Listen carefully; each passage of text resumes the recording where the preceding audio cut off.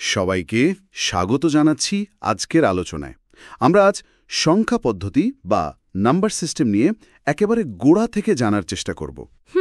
আমাদের হাতে আছে একাদশ-দ্বাদশ শ্রেণীর তথ্য ও যোগাযোগ প্রযুক্তি বইয়ের ৩য় অধ্যায়ের একটা অংশ, যেখানে সংখ্যা পদ্ধতি নিয়ে বেশ ভালোভাবে বলা আছে। হ্যাঁ, এই বইটা তো বেশ কাজের। আমাদের লক্ষ্য থাকবে এই বিষয়টাকে যতটা সম্ভব সহজ আর মজার করে তোলা, বিশেষ করে স্কুলের বন্ধুদের জন্য। ঠিক বলেছ। সংখ্যা পদ্ধতি মানে নাম্বার সিস্টেম শুনতে একটু কাঠখোট্টা লাগলেও এটা কিন্তু ডিজিটাল দুনিয়ার একেবারে বলা যায় ভিত। একদম। আমরা আজকে দেখব কিভাবে মানুষ গুনতে শিখল, সংখ্যা লেখার নানা কৌশল তৈরি করল, আর সবচেয়ে জরুরি, কম্পিউটারই বা কিভাবে এই সংখ্যা ব্যবহার করে এত সব দারুণ কাজ করে ফেলে। ঠিক। এই যেমন ধরো, কিভাবে বিভিন্ন সংখ্যা পদ্ধতিতে কাজ করে আর কেনই বা এক পদ্ধতি থেকে অন্য পদ্ধতিতে যাওয়ার দরকার হয়, এই বিষয়গুলো পরিষ্কার হওয়া দরকার। একদম। আচ্ছা, চলুন একটু পিছন ফিরে তাকাই। মানুষ প্রথম যখন গণনা শুরু করল, ব্যাপারটা কেমন ছিল? মানে নিশ্চয়ই আজকের মতো 0, 1, 2 এমন ছিল না। একেবারেই না। ভাবো তো, যখন কোনো সংখ্যা বা অক্ষরই নেই, তখন মানুষ কিভাবে হিসাব রাখত? আঙ্গুল গুনে। হ্যাঁ, হাতের আঙ্গুল তো ছিলই, সাথে নুড়ি পাথর, কাঠির টুকরো, দড়িতে গিট দিয়ে বা ধরো গুহার দেয়ালে দাগ কেটে এভাবেই চলত গোনার কাজ। ও আচ্ছা, দাগ কেটে বা গিট দিয়ে। হ্যাঁ, এরপর বিভিন্ন সভ্যতা, যেমন মিশরীয়রা তাদের হাইরোগ্লিফিক চিহ্ন দিয়ে, ব্যাবিলনীয়রা আবার অন্যরকম পদ্ধতিতে সংখ্যা প্রকাশ করত। এগুলোকে বলে নন পজিশনাল পদ্ধতি। নন পজিশনাল মানে সংখ্যার অবস্থানের কোনো দাম ছিল না। যেমন রোমান সংখ্যায় আমরা দেখি ভি মানে 5, এক্স মানে 10, আই মানে তো 1 + 1 + 1 = 3। এখানে প্রতীকের অবস্থান পাল্টালেও মান একই থাকছে। ঠিক ধরেছ। রোমান বা ওই প্রাচীন পদ্ধতিগুলোতে একটা চিহ্ন যেখানেই বসুক তার মান মোটামুটি একই থাকত, কিন্তু এতে বড় সংখ্যা লেখা বা যোগবিয়োগ করা ছিল সাংঘাতিক কঠিন। তাই তো হওয়ার কথা। আর সবচেয়ে বড় যে জিনিসটা অনুপস্থিত ছিল সেটা হলো শূন্য। এই শূন্যের আবিষ্কার কিন্তু গণিতের ইতিহাসে একটা বিপ্লব। সত্যি বলতে কি, এই শূন্য ছাড়া আজকের কম্পিউটার কল্পনাই করা যেত না। তার মানে 0 আসার পরেই আসল খেলাটা শুরু। একদম। আমরা যে দশমিক পদ্ধতি ব্যবহার করি, মানে 0 থেকে 9, সেটার মূলে আছে হিন্দু আরবীয় সংখ্যা পদ্ধতি। দুটো জিনিস একে অসাধারণ করে তুলেছে। 1, শূন্যের ব্যবহার, আর 2, এটা একটা পজিশনাল বা অবস্থানিক পদ্ধতি। পজিশনাল মানে অবস্থানটা গুরুত্বপূর্ণ। হ্যাঁ, মানে একটা অঙ্ক সংখ্যার কোথায় বসেছে তার উপর ভিত্তি করে তার মান পাল্টে যায়। যেমন 123 সংখ্যাটায় 1 মানে কিন্তু 100, তাই না? হ্যাঁ। 2 মানে 20 আর 3 মানে 3। এই যে 1-এর অবস্থান শতকের ঘরে, 2 দশকের ঘরে, 3 এককের ঘরে, এটাই পজিশনাল সিস্টেম। আচ্ছা। এই পজিশনাল সিস্টেম আর শূন্যের ধারণাটাই গণিতকে অনেক এগিয়ে নিয়ে গেছে, কারণ বিশাল সংখ্যা বা জটিল হিসাব নিকেশ হঠাৎ করেই অনেক সহজ হয়ে যায়। দারুণ তো। তাহলে এই সংখ্যা পদ্ধতি জিনিসটা আসলে কি, সেটা আরেকবার একটু গুছিয়ে বলা যাক।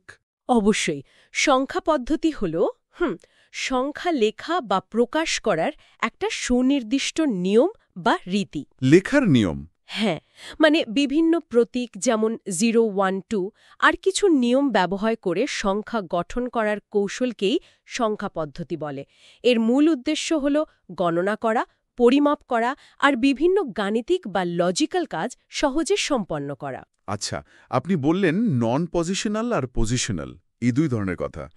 পজিশনালটাই তো আমরা এখন ব্যবহার করি। হ্যাঁ, আধুনিক গণিত এবং কম্পিউটার বিজ্ঞান পুরোটাই পজিশনাল সংখ্যা পদ্ধতির উপর নির্ভরশীল। এই পজিশনাল পদ্ধতির আবার কয়েকটা খুব গুরুত্বপূর্ণ ধরন আছে। ধরন? কিসের ভিত্তিতে এই ধরনগুলো আলাদা হয়? এগুলোর মূল পার্থক্য হল তাদের ভিত্তি বা বেসের উপর। ভিত্তি বা বেস, সেটা কি জিনিস? খুব সহজ। কোনো একটা সংখ্যা পদ্ধতিতে মোট যতগুলো মৌলিক অঙ্ক বা প্রতীক ব্যবহার করা হয়, সেই সংখ্যাটাই হল তার ভিত্তি বা বেস। ও আচ্ছা, মোট কয়টা অঙ্ক আছে সেইটা? হ্যাঁ, যেমন আমরা প্রতিদিন যে দশমিক বা ডেসিমাল পদ্ধতি ব্যবহার করি, তাতে 0 থেকে 9 পর্যন্ত মোট কটা অঙ্ক আছে? 10টা। ঠিক, তাই এর ভিত্তি হল 10। বুঝেছি। তাহলে কম্পিউটারের প্রিয় যে বাইনারি পদ্ধতি, তার ভিত্তি নিশ্চয়ই 2, কারণ ওখানে তো শুধু 0 আর 1 আছে। ঠিক তাই, বাইনারি পদ্ধতির ভিত্তি 2, কারণ এতে মাত্র দুটি অঙ্ক 0 এবং 1। এটাই কম্পিউটারের বোঝার একমাত্র ভাষা। একমাত্র ভাষা। হ্যাঁ, কারণ কম্পিউটার চলে বিদ্যুতের দুটি অবস্থায়, চালু অথবা বন্ধ। এই অনকে 1 আর অফকে 0 দিয়ে প্রকাশ করা হয়। কম্পিউটারের ভেতরে যত জটিল কাজই হোক না কেন, একদম মূলে কিন্তু এই 0 আর 1-এর খেলা। তার মানে সবকিছুই 0 আর 1 দিয়ে। একদম। বাইনারির এই 0 বা 1কে বলে বিট। বিট মানে হল বাইনারি ডিজিট। এটাই ডেটার সবচেয়ে ক্ষুদ্র একক। সুতরাং বাইনারি শুধু কম্পিউটারের একটা ভাষা নয়, এটা সেই একমাত্র ভাষা যা হার্ডওয়্যার সরাসরি বোঝে, যেন লক্ষ কোটি লাইট সুইচের অন অফ খেলা। তাহলে তো বাইনারি জানাটা মাস্ট। আচ্ছা, দশমিক আর বাইনারি ছাড়া আর কি পজিশনাল পদ্ধতি জরুরি? অক্টাল বা হেক্সাডেসিমেলের কথা তো শোনা যায়। হ্যাঁ, আরও দুটো পদ্ধতি বেশ প্রচলিত, বিশেষ করে কম্পিউটার সংক্রান্ত কাজে। কি? এক হল অক্টাল, যার ভিত্তি 8, মানে এতে 0 থেকে 7 পর্যন্ত মোট 8টি অঙ্ক ব্যবহৃত হয়। আগে কিছু পুরনো সিস্টেমে এর ব্যবহার ছিল, এখন অবশ্য বেশ কমে গেছে। এর কি কোনো সুবিধা আছে? এর সুবিধা হল বাইনারি থেকে এতে রূপান্তর করা বেশ সহজ। প্রতি 3টা বাইনারি বিট মিলে একটা অক্টাল অঙ্ক হয়। ও, 3 bit equal to 1 octal digit? আচ্ছা, আর অন্যটা হল হেক্সাডেসিমাল, যার ভিত্তি 16। ভিত্তি 16, কিন্তু অঙ্ক তো 0 থেকে 9 পর্যন্ত 10টা, বাকি 6টা কি? চমৎকার প্রশ্ন। এখানেই একটু মজা আছে। 0 থেকে 9-এর পর বাকি 6টা অঙ্কের জন্য ইংরেজি বর্ণ A, B, C, D, E, F ব্যবহার করা হয়। A, B, C, D, E, F এগুলোর মান কি? যেখানে A মানে 10, B মানে 11, এভাবে F মানে 15। ওহ, আচ্ছা। A equal to 10, B equal to 11, F equal to 15, বুঝেছি। কম্পিউটারের ব্যবহার প্রচুর। যেমন ধরো মেমোরি অ্যাড্রেস লিখতে বা ওয়েবসাইটের কালার কোড, দেখেছো না, হ্যাশ দিয়ে কিছু লেখা থাকে? হ্যাঁ, দেখেছি। FF5733 এই টাইপের। ঠিক, ওগুলো হেক্সাডেসিমাল কোড। এটা খুব সুবিধাজনক, কারণ অক্টালের মতোই বিশাল বাইনারি সংখ্যাকে অনেক সংক্ষিপ্তভাবে প্রকাশ করা যায়। প্রতি 4টা বাইনারি বিট মিলে একটা হেক্সাডেসিমাল অঙ্ক তৈরি করে। বাহ, তাহলে 4 বিট ইজ ইকুয়াল টু 1 হেক্সাডিজিট। এটা অনেকটা বাইনারি ডাকনামের মতো। হ্যাঁ, বলতে পারো। বেশ, তার মানে দশমিক আমরা ব্যবহার করি, বাইনারি কম্পিউটার ব্যবহার করে, আর অক্টাল হেক্সাডেসিমাল ব্যবহার হয় বাইনারিকে সহজে পড়ার বা লেখার জন্য। এবার আসি সবচেয়ে গুরুত্বপূর্ণ অংশে, এই এক পদ্ধতি থেকে অন্য পদ্ধতিতে সংখ্যাকে পাল্টে ফেলা বা রূপান্তর করা। ধরা যাক বাইনারি 1011012 কে দশমিকে নিতে চাই। কিভাবে করব? এটা পজিশনাল পদ্ধতির মূল ধারণা ব্যবহার করেই করা হয়। প্রতিটি বাইনারি বিটকে তার স্থানীয় মান দিয়ে গুণ করে যোগ করতে হবে। স্থানীয় মান মানে ওই 2 এর পাওয়ার? হ্যাঁ, 2-এর ঘাত বা পাওয়ার। ডান দিকের প্রথম বিটের স্থানীয় মান 2 টু দি পাওয়ার 0 মানে 1, তার পরেরটা 2 টু দি পাওয়ার 1 মানে 2, তারপর 2 টু দি পাওয়ার 2 মানে 4, এভাবে বাম দিকে বাড়তে থাকে। আচ্ছা, তাহলে 10101 কে ভাঙলে কি দাঁড়ায়? দেখো, একদম ডান দিকে আছে 1, তার মান 1 multiplied by 2 to the power 0। 1 multiplied by 1 is equal to 1। তার বামে 0, মান 0 multiplied by 2 to the power 1। 0 multiplied by 2 is equal to 0। তার বামে 1, মান 1 multiplied by 2 to the power 2। 1 multiplied by 4 is equal to 4। তার বামে 1, মান 1 multiplied by 2 to the power 3। 1 multiplied by 8 is equal to 8। তার বামে 0, মান 0 multiplied by 2 to the power 4। 0 multiplied by 16 is equal to 0। আর একদম বামে 1, মান 1 multiplied by 2 to the power 5। 1 multiplied by 32 is equal to 32। এবারে সব মান যোগ করো। 32 plus 0 plus 8 plus 4 plus 0 plus 1 কত হলো? 32 আর 8 40, আর 4 44, আর 1 45। ঠিক। সুতরাং বাইনারি 10101 মানে দশমিকে 45। এখানে সবচেয়ে ডানের বিটকে বলে এলএসবি, লিস্ট সিগনিফিক্যান্ট বিট, আর সবচেয়ে বামেরটাকে MSB, most significant bit. LSB আর এমএসবি মনে থাকবে। আচ্ছা, আর যদি বাইনারি সংখ্যায় দশমিক বিন্দু থাকে, মানে ভগ্নাংশ, যেমন ধরুন 0.1012? ভগ্নাংশের ক্ষেত্রে নিয়মটা একটু অন্যরকম। দশমিক বিন্দুর পর ডান দিকের অঙ্কগুলোর স্থানীয় মান হয় 2 to the power -1, 2 to the power -2, 2 to the power -3, এভাবে। মানে 1/2, 1/4, 1/8। ও, পাওয়ারগুলো ঋণাত্মক হয়ে যাবে। হ্যাঁ, তাহলে 0.1012 ইজ ইকুয়াল টু প্রথম অঙ্ক 1 এর মান 1 ইন্টু 2 to the power -1, মানে 1 ইন্টু 1/2। 0.5? পরের অঙ্ক 0 মান 0 ইন্টু 2 to the power -2, মানে 0 ইন্টু 1/4। 0। শেষের অঙ্ক 1 এর মান 1 ইন্টু 2 to the power -3, মানে 1 ইন্টু 1/8। 0.125। এবার যোগ করো 0.5 plus 0 plus 0.125 is equal two 0.625। সুতরাং 0.1012 হল দশমিকে 0.625। তার মানে পূর্ণ সংখ্যার ভগ্নাংশ একসাথে থাকলেও একই নিয়ম, 2 এর ধনাত্মক আর ঋণাত্মক ঘাত ব্যবহার করে যোগ করতে হবে। একদম। যেমন ধরো 1101.1102। পূর্ণ অংশ 1101 মানে কি? 1 into 2 cube plus 1 into 2 square plus 0 into 2 1 plus 1 into 2 0 is equal to 8 plus 4 plus 0 plus 1 is equal two 13। হ্যাঁ, 13। আর ভগ্নাংশ 0.110 মানে 1 into 2 to the power -1 plus 1 into 2 to the power -2 plus 0 into 2 to the power -3 is equal two 0.5 plus 0.25 plus 0 is equal two 0.75। তাহলে পুরোটা 13.75। ঠিক, 1101.1102 is equal two 13.7510। দারুণ। এবার উল্টোটা, দশমিক থেকে binary.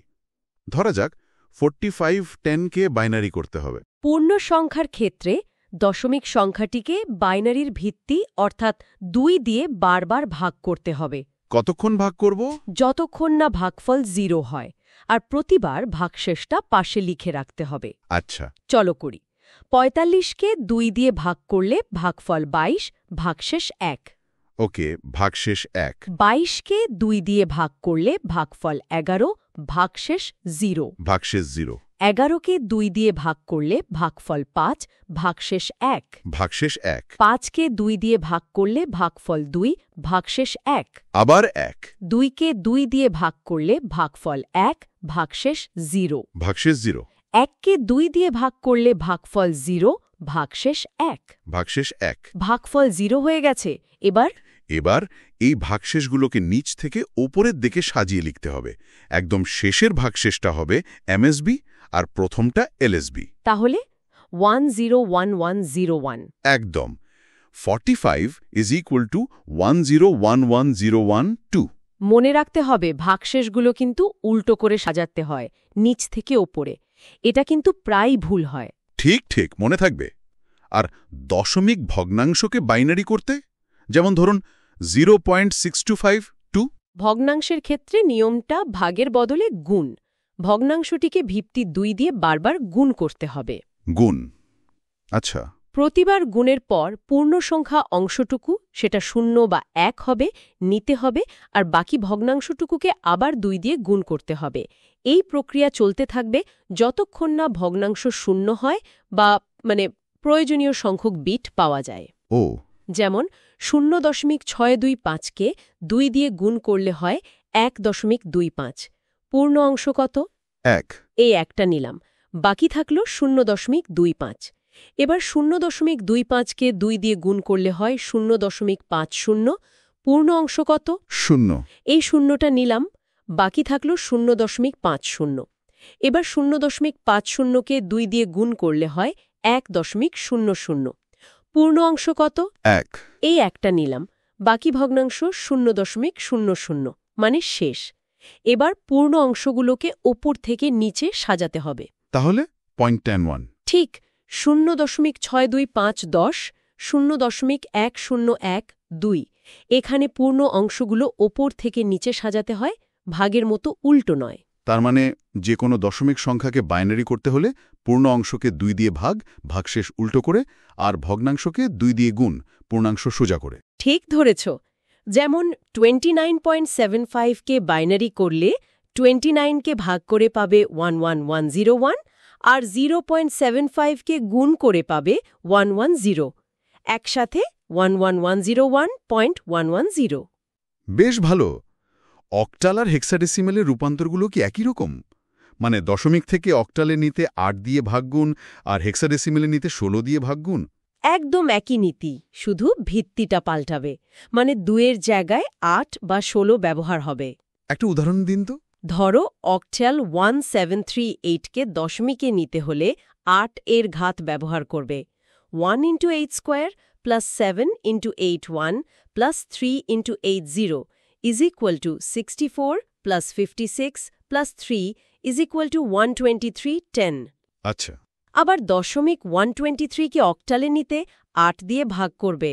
123 divided by 8 is equal to 15 ভাগশেষ 3। 15 divided by 8 is equal to 1 ভাগশেষ 7। 1 divided by 8 is equal to 0 ভাগশেষ 1। নিচ থেকে সাজালে 173। মিলে গেল। একইভাবে হেক্সাডেসিমাল 1A516 কে দশমিকে নিতে 16 এর ঘাত ব্যবহার করবে। মনে আছে এ মানে কত? 10। ঠিক।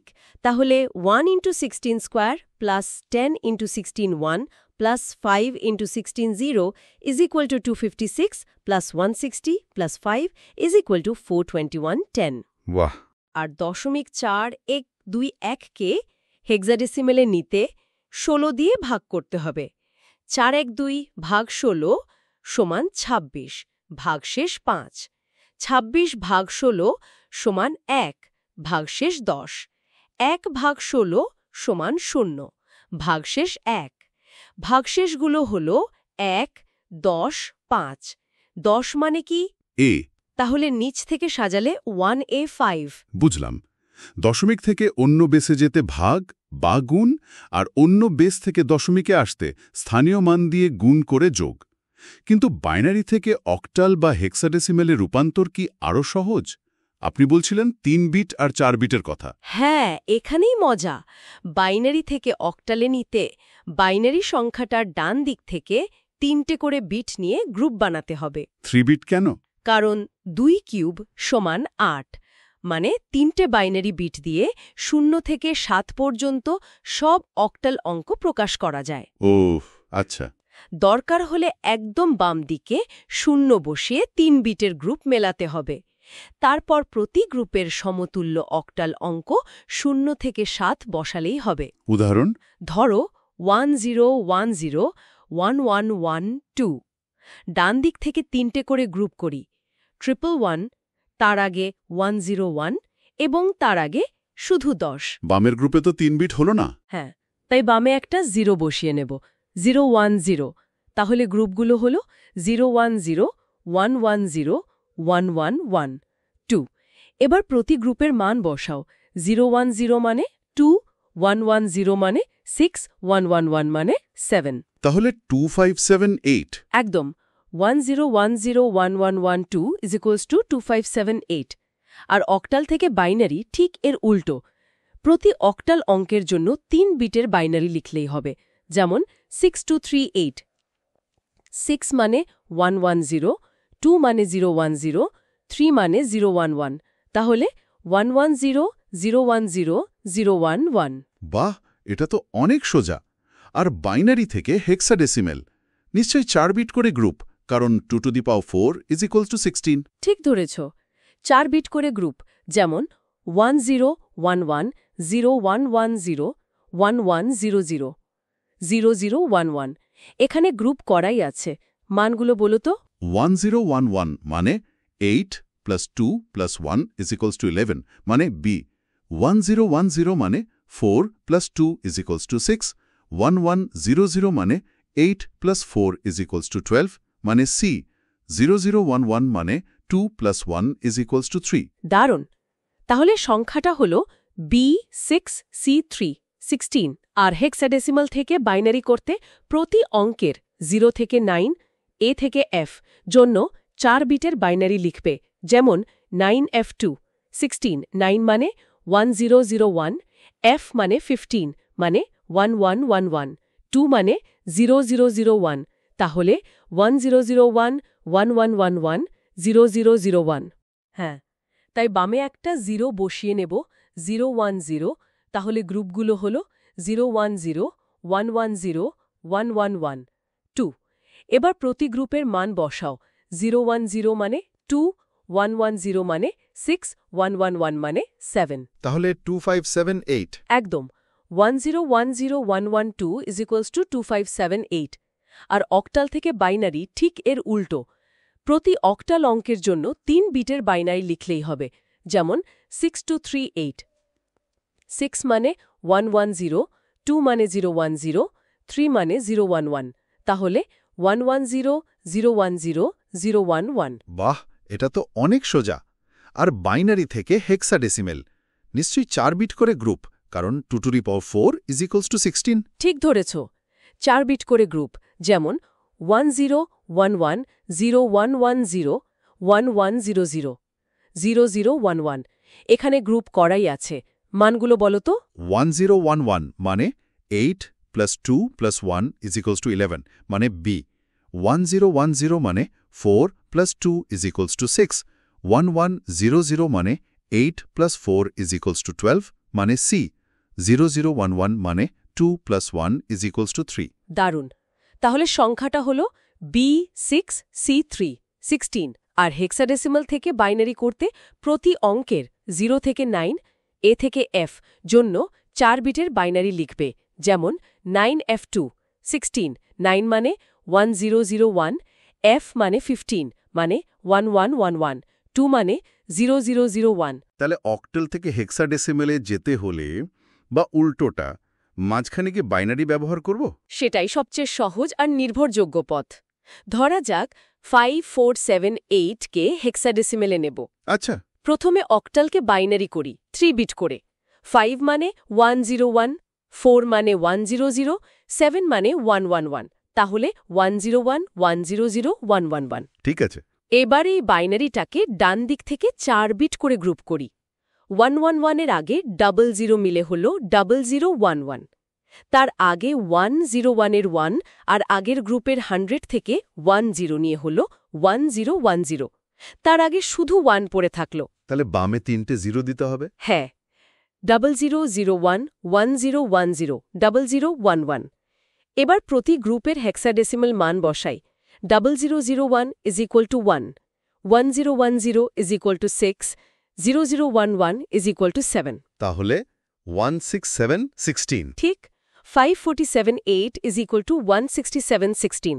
উল্টোটাও একইভাবে, মানে হেক্সা থেকে বাইনারি 4 বিট, তারপর বাইনারি থেকে অক্টাল 3 বিট গ্রুপ। দারুণ, রূপান্তরগুলো তাহলে বোঝা গেল। এবার একটা অন্যরকম প্রশ্ন। কম্পিউটার তো শুধু 0 আর 1 বোঝে, আর আপনি বললেন ওটা মূলত যোগ করতে পারে। তাহলে বিয়োগের কাজটা করে কিভাবে? বা ঋণাত্মক সংখ্যাই বা বোঝে কেমন করে? খুবই গুরুত্বপূর্ণ প্রশ্ন।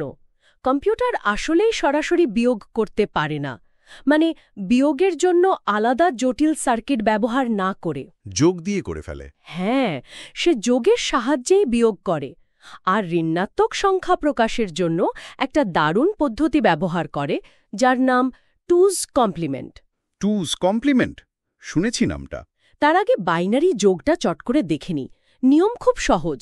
0 plus 0 is equal to 0, 0 plus 1 is equal to 1, 1 plus 0 is equal to 1, R 1 plus 1 is equal to 10। মানে 0 লিখে হাতে 1। হ্যাঁ, 0 লিখে হাতে 1 থাকে, ক্যারি যায়, যেমন 1011 plus ON10। ডান থেকে করি। হ্যাঁ, 1 plus 0 is equal to 1, 1 plus 1 is equal to 0, হাতে 1। 0 plus 1 is equal to 1, হাতের 1 যোগ করে হল 10, মানে 0 হাতে 1, 1 plus 0 is equal to 1, হাতের 1 যোগ করে হল 10, মানে 0 হাতে 1, শেষে হাতের 1 বসে গেল, 10001। একদম ঠিক। 1011 plus O110 is equal to 10001। ওকে, যোগ বুঝলাম। এবার টুজ কমপ্লিমেন্ট, এটা কি? এটা হলো ঋণাত্মক সংখ্যা প্রকাশের একটা কার্যকর উপায়, বিশেষ করে কম্পিউটারের জন্য। কোনো বাইনারি সংখ্যার 2's কমপ্লিমেন্ট পেতে হলে দুটো সহজ ধাপ আছে। কি কি? 1. সংখ্যাটার 1's কমপ্লিমেন্ট বের করা। এটা খুব সোজা। সব 0কে 1 আর 1কে 0 করে দেওয়া, মানে বিটগুলো উল্টে দেওয়া। ও, ফ্লিপ করা। আচ্ছা। 2. সেই 1's কমপ্লিমেন্টের সাথে বাইনারিতে 1 যোগ করা। 1's complement plus 1 equal to 2's complement. ঠিক। উদাহরণ দিই। ধরা যাক আমরা 8 বিটে +50-এর ঋণাত্মক রূপ -50 বের করতে চাই। 8 বিটে +50 কত হবে? 50 মানে 32 প্লাস 16 প্লাস 2 ইকুয়াল টু 1100102। 8 বিটে সামনে দুটো 0 বসবে। 0011010। চমৎকার। এবারের 1's কমপ্লিমেন্ট বের করো। সব উল্টে দিলে 11001101। গুড। এবার এর সাথে 1 যোগ করো। 11001101 প্লাস 1 ইকুয়াল টু 11001110। এই যে পেলে 11001110, এটাই হলো 8 বিটে -50-এর 2's কমপ্লিমেন্ট রূপ। এখানে দেখো সবচেয়ে বামের বিটটা MSB 1। এটা দেখে বোঝা যায় সংখ্যাটা ঋণাত্মক। এটাকে চিহ্ন বিট বা সাইন বিটও বলে। 0 হলে ধনাত্মক, 1 হলে ঋণাত্মক। আচ্ছা, কিন্তু এটা দিয়ে বিয়োগ করে কিভাবে? এখানেই কৌশল। A থেকে B বিয়োগ করা মানে হলো গাণিতিকভাবে A প্লাস -B, তাই না? কম্পিউটার ঠিক এটাই করে। এর সাথে B এর 2 এর পরিপূরক যোগ করে দেয়। ও, যোগ দিয়েই বিয়োগ। একটা উদাহরণ দিন। ধরো 8 বিটে +50 থেকে +25 বিয়োগ করি, মানে +50 প্লাস -25। +50 তো আমরা জানি, 0011001। +25 কত? 25 মানে 16 plus 8 plus 1 is equal two 1101 2। 8 বিটে 000110001। ওকে, এবার -25-এর 2 এর পরিপূরক বের করো। +25 0011001, এর 1 এর পরিপূরক 11100116। এর সাথে 1 যোগ করলে 11100117। এটা হলো -25। ঠিক। এবার +50 আর -25 যোগ করো। 0011010 প্লাস 50 প্লাস 11100117 -25। যোগ করি ডান থেকে। 0 প্লাস 1 1, 1 প্লাস 1 0, হাতে 1, 0 প্লাস 1 1 আর হাতে 1, 10 মানে 0, হাতে 1, 0 প্লাস 0 0 আর হাতে 1 1, 1 প্লাস 0 1, 0 প্লাস 1 1, 1 প্লাস 1 0, হাতে 1, 0 প্লাস 1 1 আর হাতে 1, 10 মানে 0, হাতে 1। শেষে একটা ক্যারি 1 থাকছে, মানে যোগফল 10011101। এটা তো 9 বিট হয়ে গেল। হ্যাঁ, 8 বিটের হিসাবে এই যে অতিরিক্ত 9 নম্বর বিটটা ক্যারি বিট, এটাকে বাদ দিতে হবে বা অগ্রাহ্য করতে হবে। ও, ক্যারিটা বাদ, তাহলে ফলাফল 00011001। আরে, এটা তো +25 মিলে গেল। দেখলে, যোগ দিয়েই বিয়োগ হয়ে গেল। সত্যি, এটা তো দারুণ কার্যকর, কোনো ঝামেলা নেই।